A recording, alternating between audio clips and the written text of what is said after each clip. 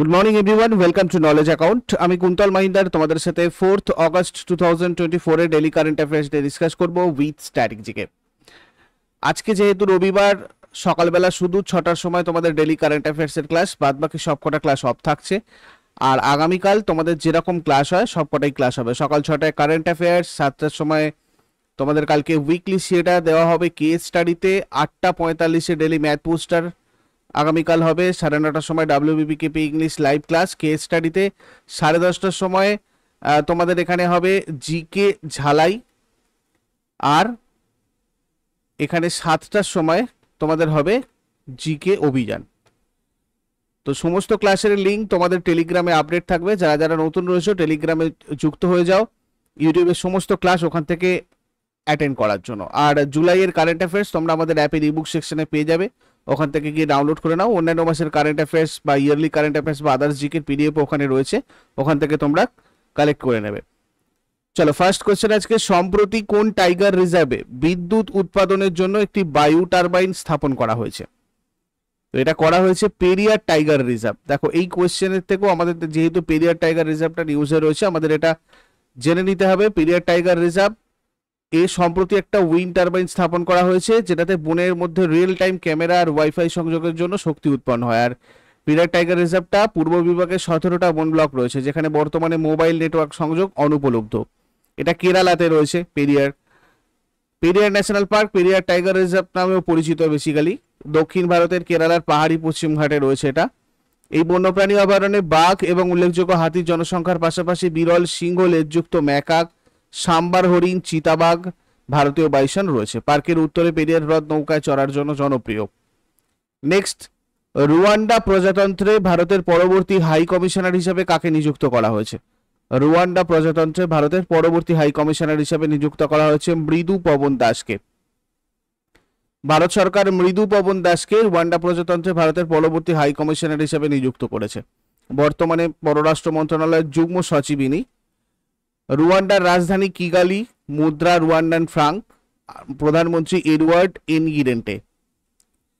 বিদেশে আরো কিছু সাম্প্রতিক নিয়োগ যেগুলো হয়েছে রিসেন্টলি আমি একটু বলে দিই। মৃদু পবন দাস রুয়ান্ডায় ভারতের পরবর্তী হাই কমিশনার হিসেবে নিযুক্ত হলেন। বিনয় মোহন কোয়াত্রা মার্কিন যুক্তরাষ্ট্রে পরবর্তী ভারতীয় রাষ্ট্রদূত হিসেবে নিযুক্ত হয়েছেন। বিজয় খান্ডুজা ক্যামেরুনে ভারতের পরবর্তী হাই কমিশনার হিসেবে নিযুক্ত হয়েছেন। ব্রহ্মা কুমার জিম্বাবুয়েতে ভারতের রাষ্ট্রদূত হিসেবে নিযুক্ত হয়েছেন। নাইজারে ভারতের রাষ্ট্রদূত নিযুক্ত হয়েছেন সীতারাম মিনা। অভয় ঠাকুরকে মায়ানমারে ভারতের দূত নিযুক্ত করা হয়েছে। ইরাকে ভারতের রাষ্ট্রদূত নিযুক্ত হয়েছেন সৌমেন্দু বাগচি। তারপরে বাস্কেটবল ফেডারেশন অফ ইন্ডিয়া কোন শহরে করভাস আমেরিকান একাডেমির সহযোগিতায় জাতীয় বাস্কেটবল একাডেমি স্থাপন করেছে? তো এটা করেছে কোথায়? মুম্বাইয়ে। বাস্কেটবল ফেডারেশন অফ ইন্ডিয়া মুম্বাইতে করভাস আমেরিকান একাডেমির সহযোগিতায় জাতীয় বাস্কেটবল একাডেমি স্থাপন করেছে। এই বাস্কেটবল ফেডারেশন অফ ইন্ডিয়ার সভাপতি রয়েছেন আদব অর্জুন। সদর দপ্তর নিউ দিল্লি। প্রতিষ্ঠিত হয় 1950-তে। পুরুষদের কোচ স্কট ফ্লেমিং, সম্পাদক কুলবিন্দর সিং গ্রিল। তারপরের প্রশ্নতে যাওয়ার আগে তোমাদের বলে দিই, এসএসসি ফাউন্ডেশন ব্যাচ এটা আমাদের রিসেন্টলি স্টার্ট হয়েছে। তোমরা চাইলেই নতুন ব্যাচে জয়েন করতে পারো। সম্পূর্ণ লাইভ ক্লাস তোমাদের প্রত্যেকটা সাবজেক্টের চ্যাপ্টার ধরে ধরে, তার সাথে সাথে চ্যাপ্টার ওয়াইজ মক টেস্ট এই ব্যাচগুলোতে রয়েছে।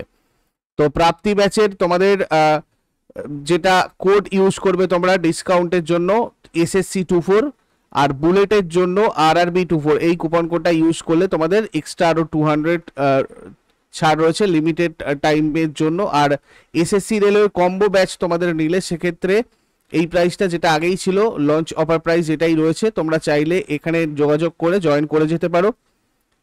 এপিফ্যানি হচ্ছে ইংলিশের ফাউন্ডেশন ব্যাচ 4, আর্যভট্ট ইংলিশ ম্যাথের foundation batch 3, pro batch basic to advanced, আর জেনারেল সায়েন্সের ফাউন্ডেশন ব্যাচ তোমাদের এগুলো রয়েছে। এগুলো এই নাম্বারে যোগাযোগ করে ডিটেলসে তোমরা জয়েন করে যেতে পারো। এছাড়া পিএসসি ক্লার্কশিপের জন্য প্রিলিমিনারি ইন্টিগ্রেটেড ব্যাচ আর WBPKP পরীক্ষার জন্য যে কোনো পরীক্ষার জন্য তোমাদের পরিবর্তন ব্যাচ অ্যাভেলেবেল রয়েছে এখানে। তোমরা এই নাম্বারে যোগাযোগ করে জয়েন করে যেও। নেক্সট, কোন দেশ বহুজাতিক বিমান মহড়া তরঙ্গ শক্তি 2024 আয়োজন করেছে? দেখো, বহুজাতিক বিমান মহড়া মাল্টি ন্যাশনাল এয়ার এক্সারসাইজ তরঙ্গ শক্তি 2024, এটা করেছে আমাদের ভারত। এটাতে অংশ নেবে প্রায় 30টা দেশ, দুটো ধাপে হবে, দুটো ফেজে। প্রথমটা 6ই আগস্ট থেকে 14ই আগস্ট পর্যন্ত তামিলনাড়ুর সুলারে, আর দ্বিতীয়টা 29শে আগস্ট থেকে 14ই সেপ্টেম্বর যোধপুরে হবে। তারপরে গ্লোবাল ওয়াটার টেক সামিট 2024-এ water department of the year বিভাগে GEEF global water tech award জিতেছে কোন সংস্থা? এটা জিতেছে কেন্দ্রীয় জল commission CWC। Central water commission water department of the year বিভাগে গ্লোবাল ওয়াটার টেক অ্যাওয়ার্ড জিতেছে। নিউ দিল্লিতে গ্লোবাল এনার্জি অ্যান্ড এনভায়রনমেন্ট ফাউন্ডেশনে আয়োজিত গ্লোবাল ওয়াটার টেক সামিট 2024-এ এই পুরস্কারটা প্রদান করা হয়। এই পুরস্কারটা উদ্ভাবন, প্রযুক্তি, সংরক্ষণ এবং টেকসই উন্নয়ন সহ জলখাতে উল্লেখযোগ্য অর্জনকে স্বীকৃতি দেয়। তারপরে 54তম আন্তর্জাতিক পদার্থবিদ্যা অলিম্পিয়াড 2024-এ ভারত কোন অবস্থানে রয়েছে আর কি? এখানে ভারত রয়েছে 4র্থ অবস্থানে। 21শে জুলাই থেকে 29শে জুলাই ইরানের ইস্পাহানে অনুষ্ঠিত 54তম আন্তর্জাতিক পদার্থবিদ্যা অলিম্পিয়াড 2024-এ 5 জন ভারতীয় অংশগ্রহণকারী 2টো সোনা 3টে রূপো পদক জিতেছে। ভারত পদক তালিকায় 4র্থ স্থানে রয়েছে, ভিয়েতনামের সাথে অবস্থান ভাগ করেছে, মানে ভিয়েতনামের আর ভারত যৌথভাবে রয়েছে 4র্থতে।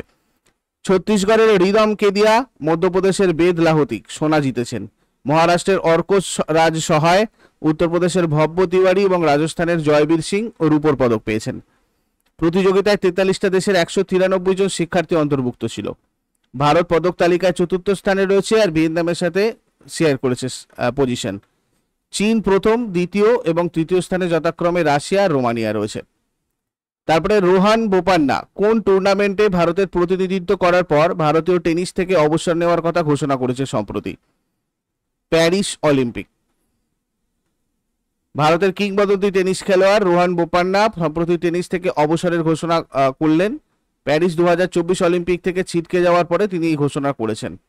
সম্প্রতি অবসর নেওয়া খেলোয়াড় দেখো, টমাস মোলার জার্মানির আন্তর্জাতিক ফুটবল থেকে অবসর নিয়েছেন। Rabindra Jadeja from India T20 আন্তর্জাতিক ক্রিকেট।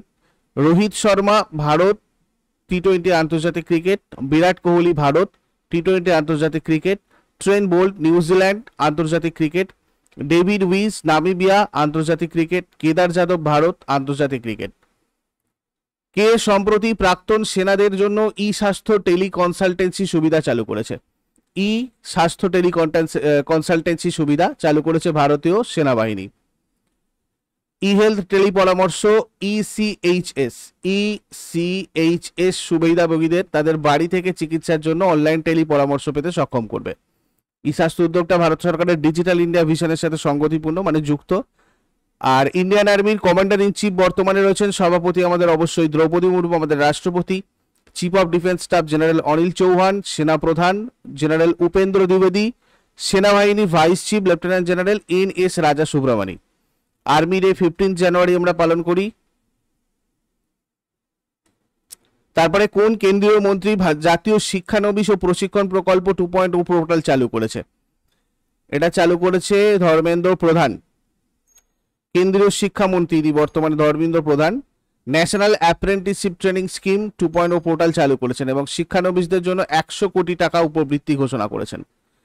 এই টাকা সরাসরি বেনিফিট ট্রান্সফার সিস্টেমের মাধ্যমে শিক্ষানবিশদের দেওয়া হবে। এই নতুন উদ্যোগটা আইটি, ম্যানুফ্যাকচারিং এবং অটোমোবাইলের মতো ক্ষেত্রে তরুণদের দক্ষতা, চাকরির সম্ভাবনা উন্নত করার জন্য সরকারের প্রচেষ্টার অংশ। ন্যাটস 2.0 পোর্টালটা শিক্ষানবিশ প্রক্রিয়া সহজ করার জন্য ডিজাইন করা হয়েছে। তারপরে স্বাধীনতার পর একই অলিম্পিকে 2টো পদকজয়ী প্রথম ভারতীয়কে? মনু ভাকার একই অলিম্পিকে 2টো পদক জিতেছেন। প্যারিস 2024-এ 10 মিটার এয়ার পিস্তল মিক্সড ইভেন্টে মনু ভাকার এবং সর্বজিৎ সিং ব্রোঞ্জ পেয়েছেন, আর একক ইভেন্টে ব্রোঞ্জ পদক পেয়েছেন মনু ভাকার। স্বাধীনতার পর প্রথম ভারতীয় হিসেবে এই অলিম্পিকে 2টো পদক জিতে রেকর্ড করেছেন মনু ভাকার। তারপরে সমুদ্রের গভীরে আবিষ্কৃত অক্সিজেনের অভিনব রূপকে কি বলা হয়? সমুদ্রের গভীরে আবিষ্কৃত অক্সিজেনের অভিনব রূপকে বলা হয় ডার্ক অক্সিজেন। বিজ্ঞানীরা প্রশান্ত মহাসাগরের ক্ল্যারিয়ন ক্লিপারটন জোনে 13,000 ফুট গভীরতায় ডার্ক অক্সিজেন আবিষ্কার করেছেন।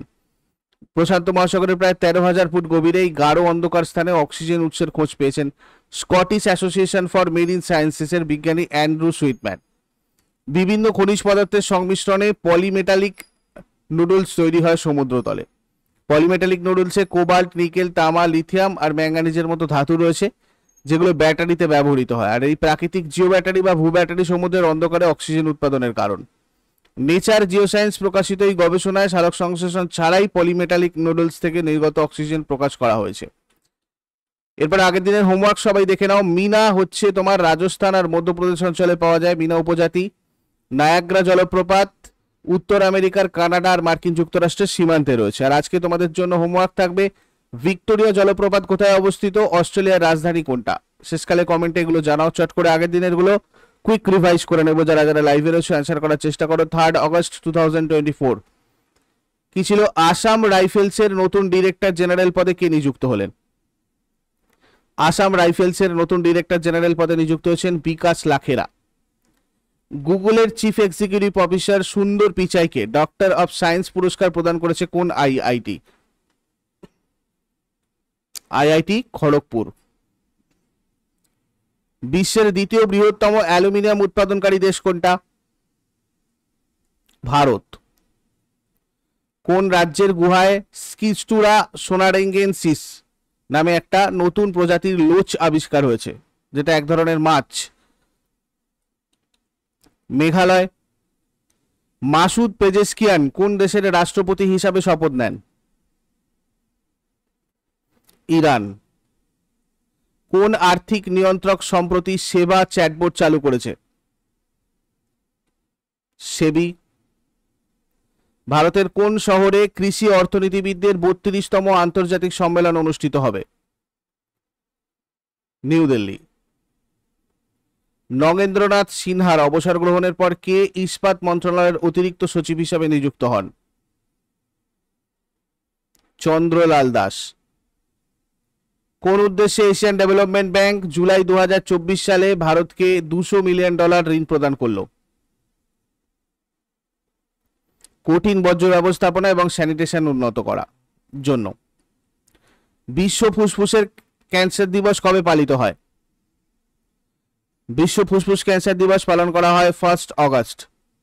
এই পর্যন্ত ছিল তোমাদের আগের দিনের কোশ্চেন। ইউজফুল বলে মনে হলে অবশ্যই সবাই লাইক করো, কমেন্ট করে তোমাদের মতামত জানাও, আর হোমওয়ার্কের উত্তরগুলো দাও। আর নতুন যারা রয়েছে প্রতিদিন সকাল 6টার সময় ডেইলি কারেন্ট অ্যাফেয়ার্সের আপডেটের জন্য নলেজ অ্যাকাউন্টকে সাবস্ক্রাইব করে বেল আইকন প্রেস করে অলে ক্লিক করে নাও। Thank you so much, take care, have a great day.